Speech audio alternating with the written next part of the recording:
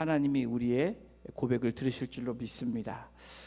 오늘 하나님 말씀 함께 보실 말씀은 시편 139편 14절에 있는 말씀입니다.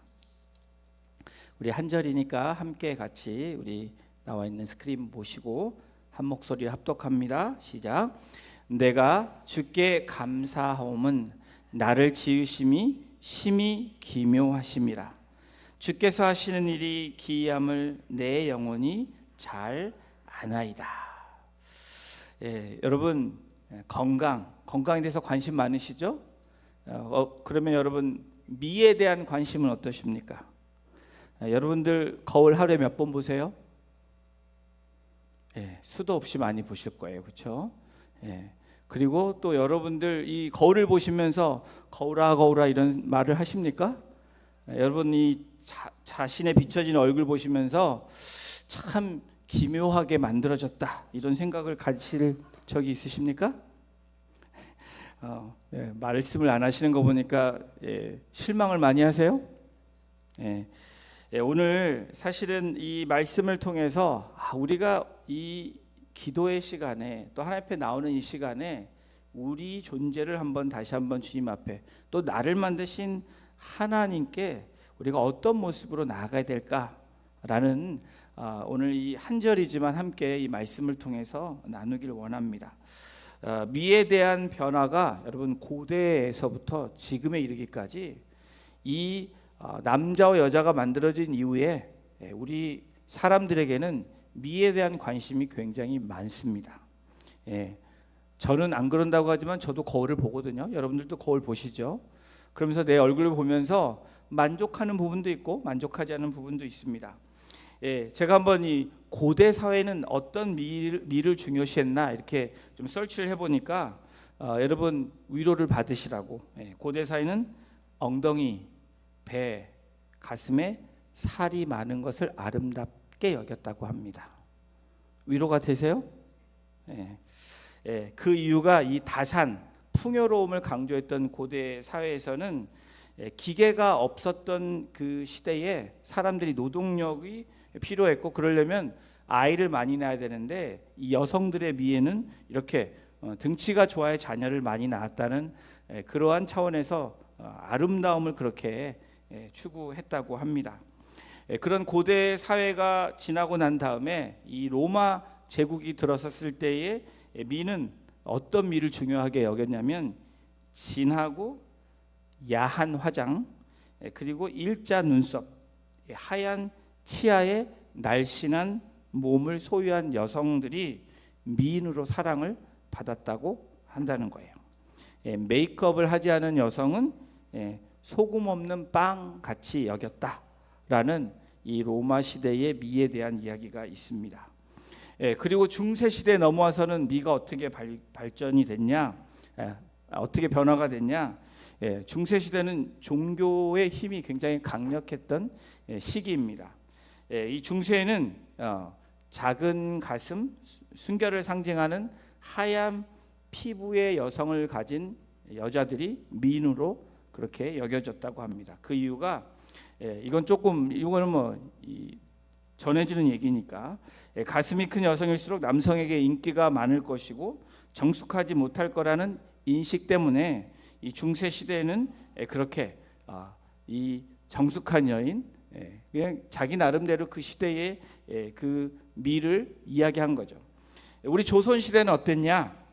먼저 얼굴은 둥글고 통통하며 살빛은 흰 편이 조선 시대는 미인으로 여겼다라고 이렇게 내려오고 있습니다.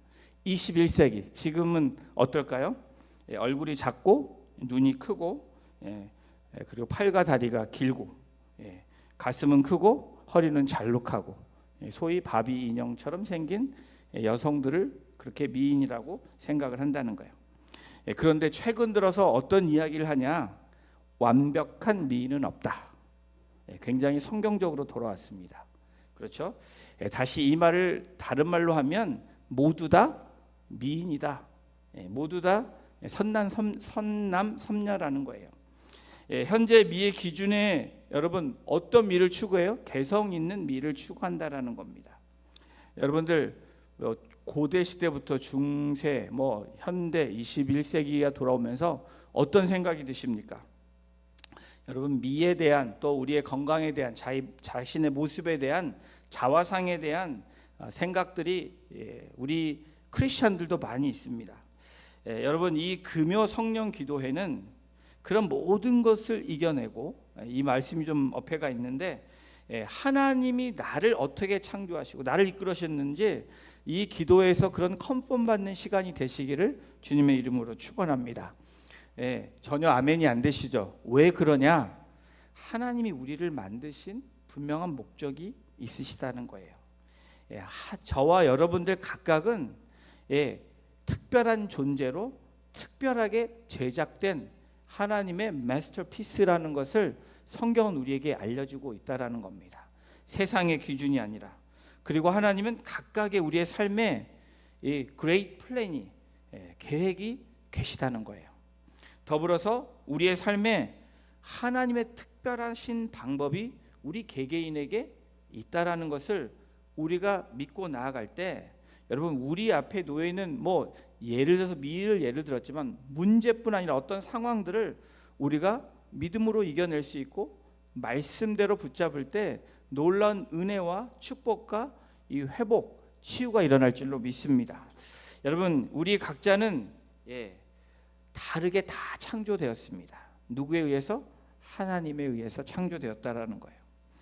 그래서 하나님과 우리의 관계가 특별한 관계라는 것을 성경은 우리에게 말씀해 주고 있는 겁니다.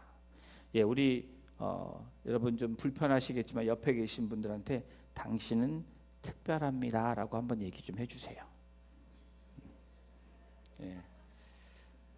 별로 특별하게 생각하지 않으십니까?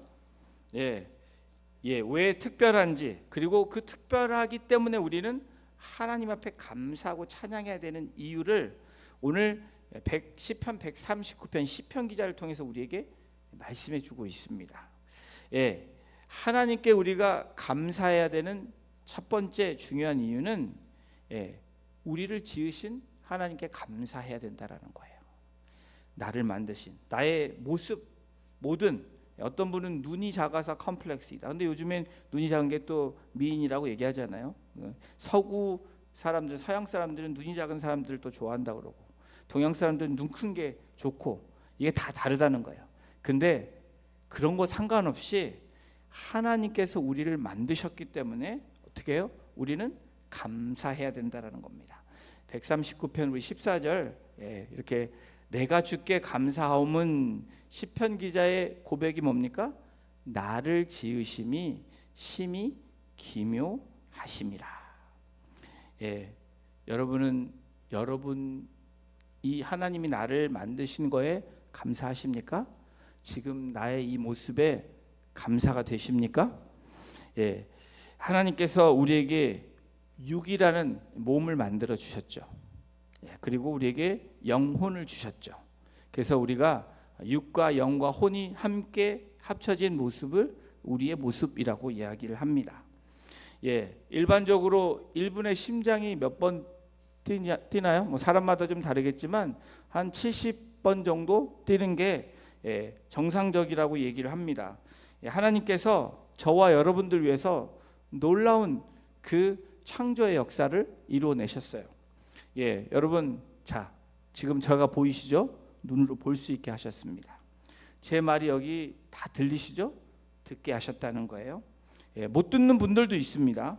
또 우리 이 즐거운 혀로 또 맛을 볼 수 있는 은혜를 주셨습니다. 만약에 먹었는데 소화기관이 이 워킹을 안 하면 그게 문제가 되죠. 그리고 소화기관에 영양분을 공급하는 걸 주셨고, 또 골수를 통해서 새로운 피를 공급하는, 우리의 몸을 다 봐도 정말 하나님께서 기묘하게 만들어 주셨다는 거예요.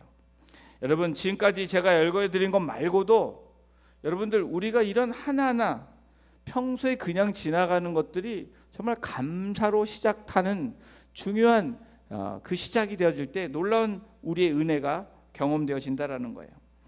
지금 어쩌면 여기 계신 분 중에 신체적인 문제, 몸의 문제, 또 정신적인 문제, 또 정서적인 문제로 인해서 고통당하시는 분들이 분명히 계실 거예요.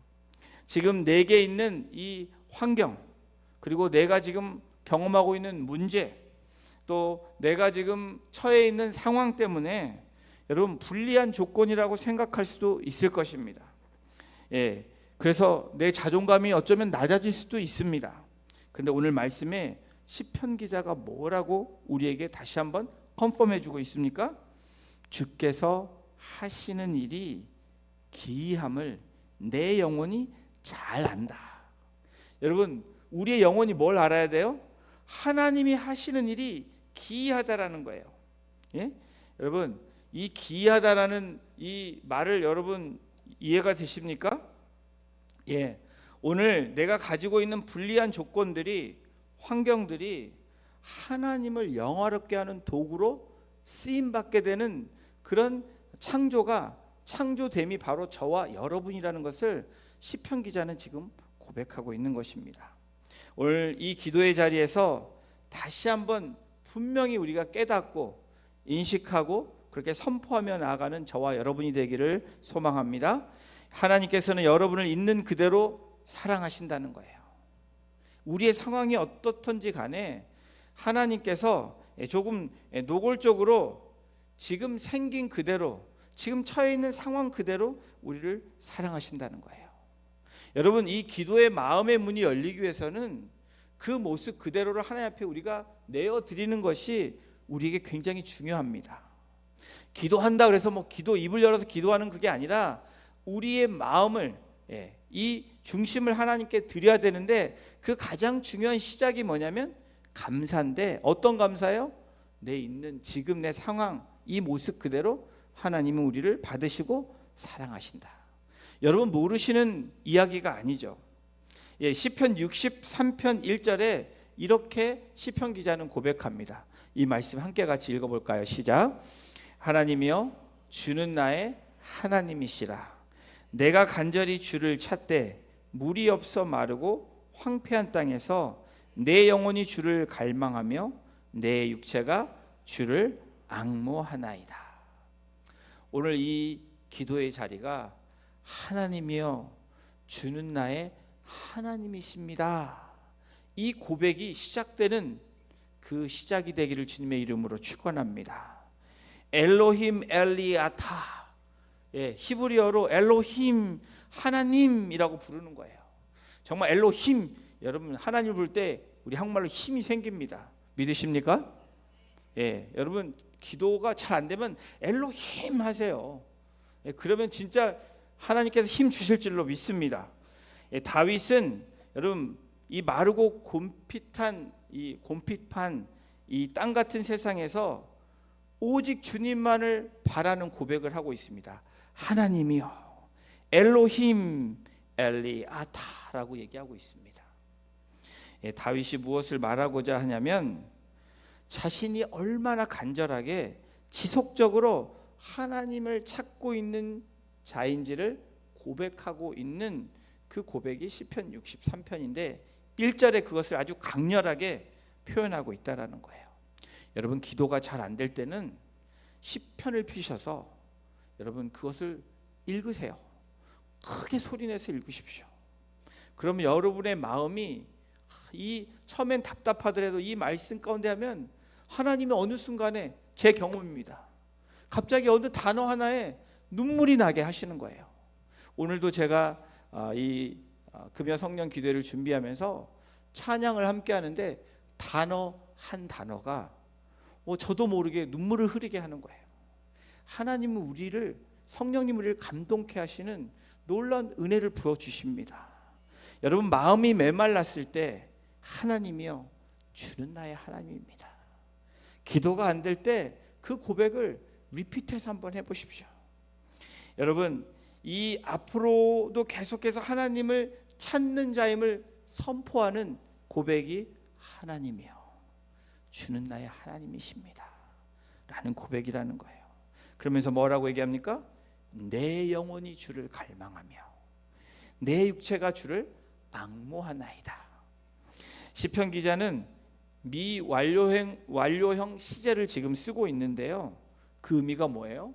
내가 주를 갈망한다, 앙모한다. 이 의미는 여러분 뭐예요? 과거부터 지금까지 내가 계속해서 주님을 그렇게 찾고 주님을 그렇게 의지하고 나왔다라고 지금 고백하고 있는 거예요. 여러분, 다윗의 지금 이 상황, 이 시편 63편의 1절에 이 고백에 지금 처해 있는 상황이 어떤 상황이냐면 아들에게 배신을 당한 상황입니다.